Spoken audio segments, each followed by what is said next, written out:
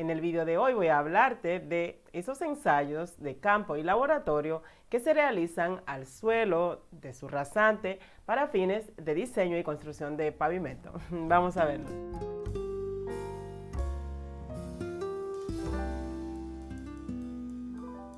Como sabes, cuando se realiza el diseño del pavimento, lo que se hace es definir unos espesores de diferentes capas de materiales que deben cumplir con un índice de servicio para una vida útil que ha sido especificada, la vida útil de diseño. Pero estas capas que constituyen esa estructura del pavimento, está apoyada sobre un terreno al que llamamos un suelo que puede ser natural, mejorado para estos fines, que se le llama subrasante. La subrasante es una de las variables más importantes en el diseño de pavimento. Esta subrasante se caracteriza, se define por su módulo resiliente, y el módulo resiliente se define como esa capacidad de un material, en este caso del suelo, de la subrasante, de absorber carga, energía, sin que se deforme. Entonces, este es el parámetro más importante de la subrasante a la hora de trabajar con el diseño de pavimento. ¿Cuáles ensayos se realizan para caracterizar los materiales que componen esta subrasante? Tenemos ensayos de campo y ensayos de laboratorio que nos permiten obtener esos parámetros del suelo para caracterizar a esta subrasante. Veamos en primer lugar los ensayos de laboratorio, y para poder realizar ensayos de laboratorio necesito hacer ciertos muestreos, ¿cierto? Tomar muestras. Entonces, para obtener esas muestras necesito hacer exploración del suelo. Estas exploraciones las puedo hacer mediante calicatas, trincheras, sondeos. Lo más conveniente y recomendable es hacer estos muestreos a partir de calicatas o trincheras para obtener muestras de mayor tamaño, más representativas del suelo y que puedan ser útiles para los ensayos que vamos a necesitar hacer porque se requieren para el diseño de pavimento. Por aquí te voy a dejar un video donde explico cómo se hacen estas exploraciones mediante calicatas. Cuando se realizan exploraciones para muestreos de suelos de subrasante para fines de caracterizarla por tramos, lo recomendable es hacer varios muestreos por tramos homogéneos para que sea más confiable el resultado que estamos aportando, que vamos a utilizar en ese diseño de pavimento. Lo primero que hacemos es hacer primero exploraciones como preliminares para definir cuáles son esos tramos de más o menos de suelos parecidos. Y luego de que tenemos esa tramificación de esa subrasante, entonces sí pasamos a hacer las exploraciones ya más definitivas, donde sí vamos a tomar esas muestras según esa definición inicial que se haya hecho de cantidades de muestras por tipos de ensayos por tramo, que ya se haya definido inicialmente cuando se comienza a trabajar con este estudio de la subrasante. Una vez tenemos todo esto claro y definido, entonces pasamos a tomar esas muestras de la forma correcta para que sea representativa de ese estrato de material que se va a ensayar. Dependiendo del ensayo o los ensayos que se vayan a realizar para cada muestra, en función de esto va a estar el tamaño de muestra que se va a tomar. Si son ensayos que requieren muestras pequeñas, estas se toman en unas bolsas pequeñas, Ziploc, y si son muestras para otro tipo de ensayos que requieren mayores, por ejemplo el CBR, entonces se toman en sacos de mayor tamaño y la cantidad que indique el laboratorio que necesita para cada tipo de ensayo. Los ensayos que vamos a realizar para esta caracterización de subrasante, para diseño y construcción de ese pavimento, son primero ensayos de clasificación del suelo, límites de Atterberg, ensayo granulométrico. Con estos dos ensayos tenemos lo que es la clasificación del suelo, clasificación por el sistema SUC, Sistema Unificado de Clasificación del Suelo, o por el sistema ASTO.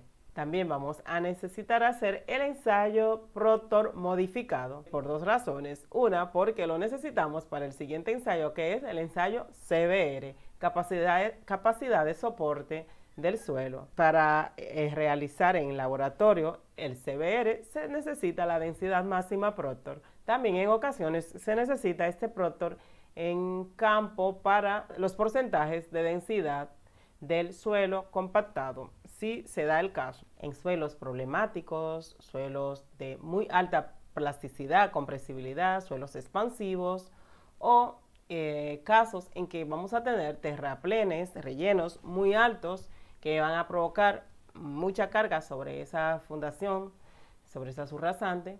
En esos casos se requiere hacer pruebas especiales.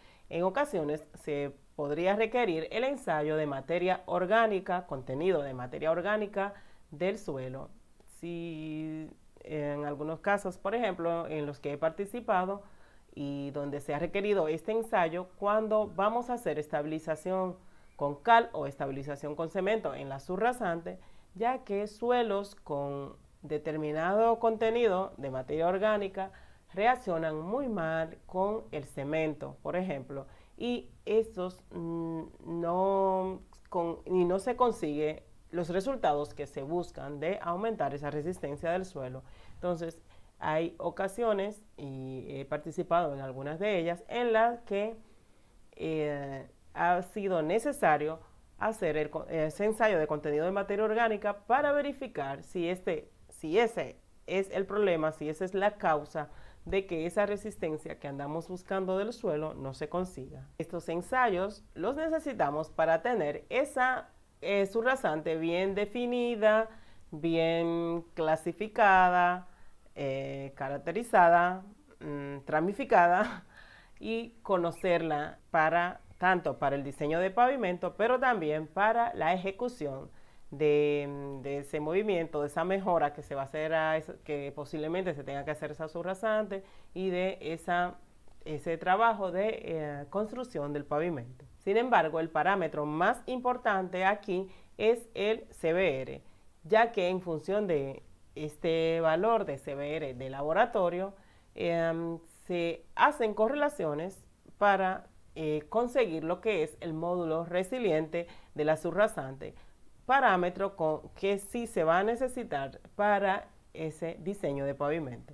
Los demás son parámetros de caracterización para conocer la subrasante y tenerla clasificada. Ahora vamos a ver cuáles son esos ensayos de campo que se realizan en el suelo de subrasante. Entre los ensayos de campo tenemos el CBR in situ, que nos arroja directamente el valor del CBR del suelo tal cual, sin tener que hacer muestreos, llevarlo al laboratorio y estar ahí varios días con el suelo saturado y un proceso largo para tener este resultado, sino que se obtiene in situ de manera rápida este resultado de CBR, con el que se va a poder determinar el módulo resiliente. También tenemos el ensayo de placa de carga estática. Con este ensayo in situ se determina, se obtiene directamente el módulo resiliente que se va a utilizar en el diseño. Tenemos la placa de carga dinámica, con el que se obtiene el módulo de formación y capacidad de soporte de ese suelo que se está ensayando, en este caso cuando se trabaja en la subrasante, aunque también se utiliza a nivel de pavimento terminado para comprobar que esas deformaciones están dentro de las tolerancias de lo esperado inicialmente cuando se realizó el diseño. También tenemos el LWD, la placa de carga dinámica, pero la ligera, que se utiliza manual, no en camión, a diferencia del anterior que se utiliza desde un camión. Este se utiliza manual y se va haciendo mediciones se utiliza a nivel de subrasante para medir las deformaciones que puedan haber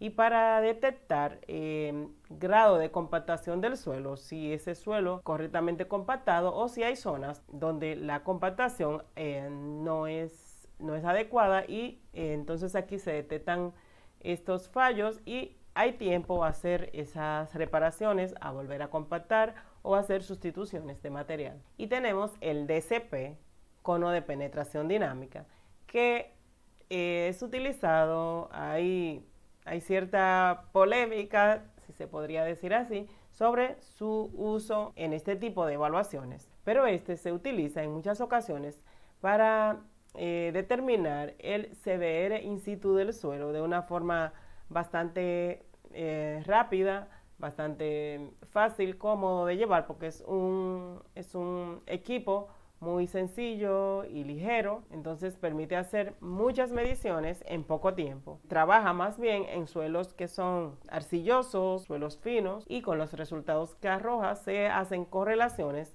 para conseguir el CBR in situ del suelo. Se utiliza de manera complementaria porque igualmente el CBR de laboratorio es requerido cuando se utiliza el ensayo DCP, al menos en la República Dominicana. Las evaluaciones y los diseños de pavimento que hacemos, si lo presentamos solamente con resultados de DCP, de CBR obtenidos del DCP, este no es aceptado, no es aprobado por el Departamento del Ministerio de Obras Públicas que evalúa estos diseños, sino que es obligatoriamente requerido ensayos de CBR de laboratorio del suelo. Por aquí te voy a dejar un video donde hablo sobre el uso del equipo DCP.